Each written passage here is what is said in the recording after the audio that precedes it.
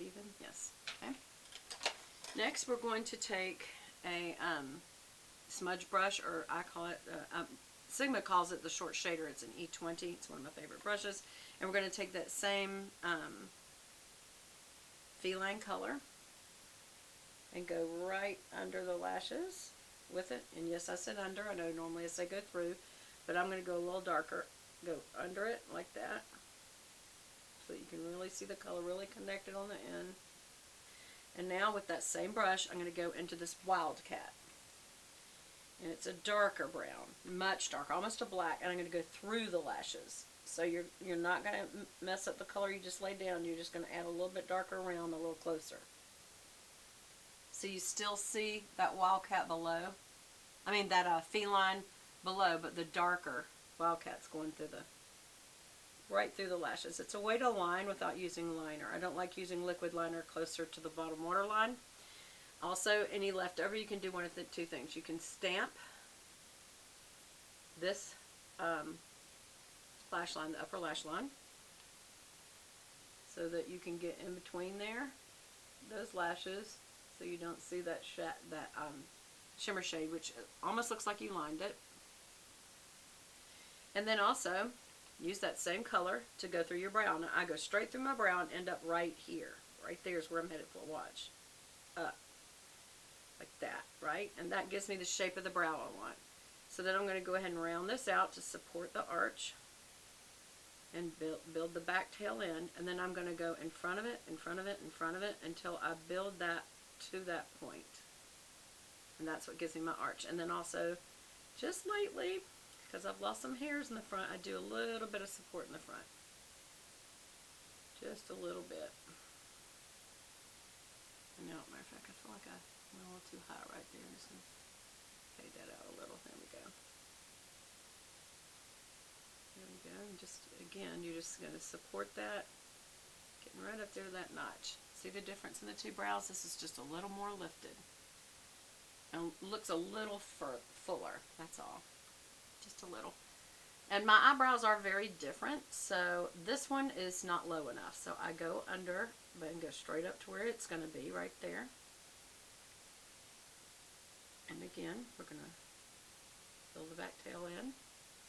And then you're going to fill in that arch. And now I'm going to go up to meet that. Okay. This, I will tell you, this color Wildcat is a little too dark for me. I think it's almost too black for my brows. And yet you can't not fill in with it, because otherwise there'll be holes, so it's just making it darker and darker. It's almost a little too dark, to be honest, but you know. So what can you do? What can you do? You can always take a brow brush, and when you brush up on them, it takes some of the color out and some of the definition out, which is good because it makes it look a little more natural.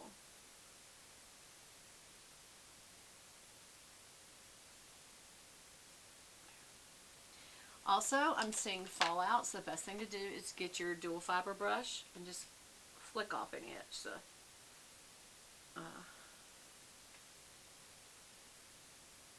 that does not want to let go. Oh my goodness, see what happens when you don't flick it. Now I just rubbed it in, which means as I rub it off, I'm trying to use my nail, it will be taking off the foundation there. So that's why you do it with this. But it wasn't taking it off. Gosh, y'all, it really did fill in my pores and dry out underneath my eyes for me to have used my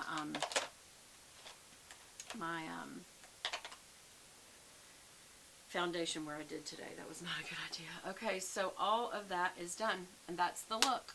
That is the look of the shadow. I'm going to go back and add my blush now since I forgot it. And I'm going to choose a combination between Pinkin and Corderosa, because it's kind of a pink bronze. And tap it, and I'm going to just smile and just tap right there, and then go up a little. And that just, you know, it makes the most of it be right on that cheek, and then blend up. Also do it on the bone right here, and the bulb of my chin, and the little jowls. Just because I've got a very bulbous chin and nose. So, alright, I'm going to go back and forth to these two again. And smile, smile, and then up. Smile, smile, up. And then you can go in front of your bronzer and up to your hairline, like you got a little bit of sun today. There.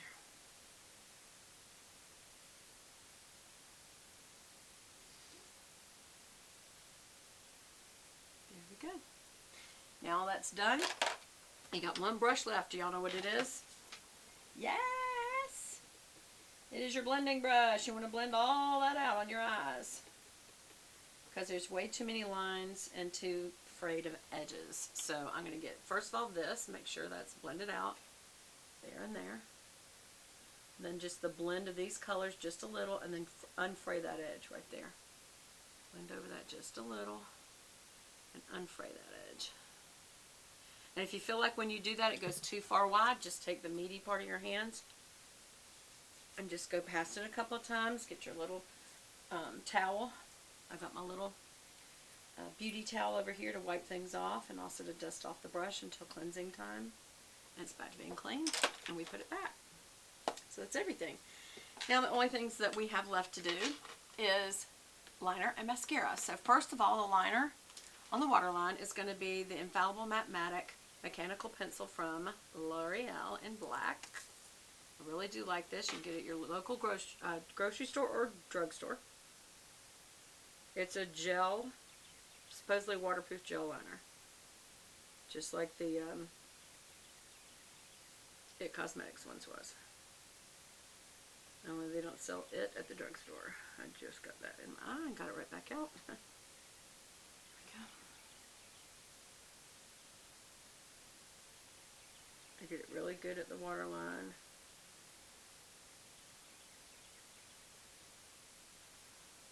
Just get it in my eye twice.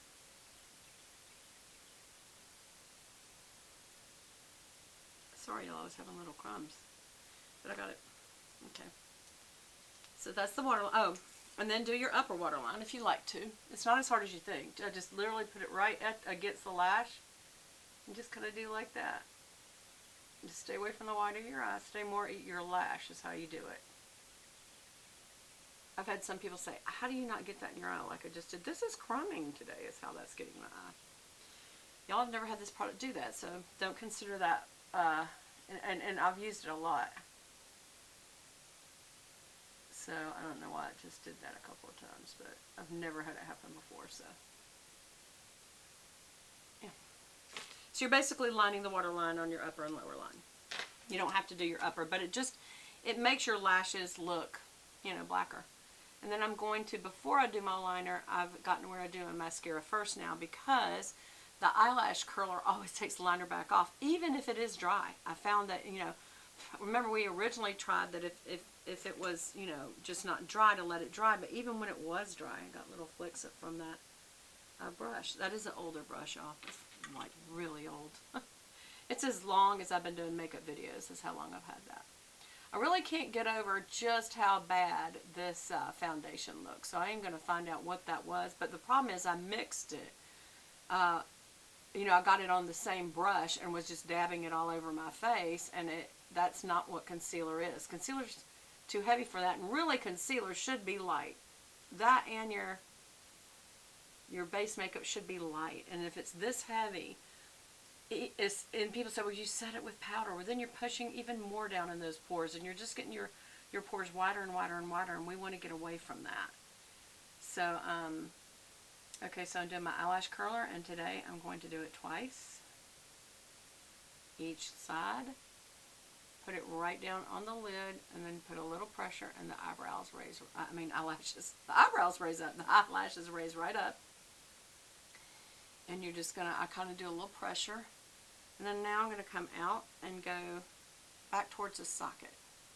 And that not only sits the lashes straight up in the L position, now it's curling them back a little in the C position. So it'll be a little more curled. And I put a good bit of pressure. And I do it longer than just a few seconds. That's me, because my lashes are very much like Asian lashes, which most of my Asian girlfriends, tell me that their lashes actually are either straight out or down. And I have some that have gone down. And I had one girlfriend who told me that's because you use an eyelash curler. And I said, no, the eyelash curler is the only way that I get them to not do that. I don't know why they've started growing in and growing down instead of up. But if I don't use the eyelash curler, then they will, that's where they stay. The eyelash curler is what it does.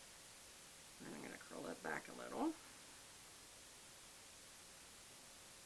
And then we're going to quickly do 2 mascaras. I've got 2 mascaras, but I don't know.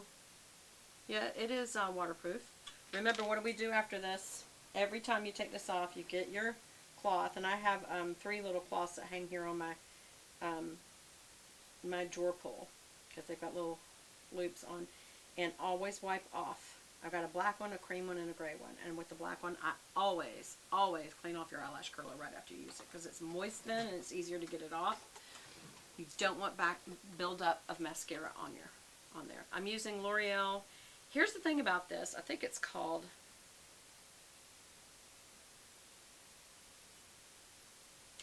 y'all, it is so small it is not readable. But it's $6.95 and it looks like this. It's black with a blue L'Oreal. And so the blue tip, that simply means it's waterproof. And that also means someone's at my door. So you get to hear the dogs, because I can't, in the middle of all this, go stop them. I haven't used this in a while, and I'm trying to see, does it need to be thrown out? Because I don't remember me even buying this. That's not good.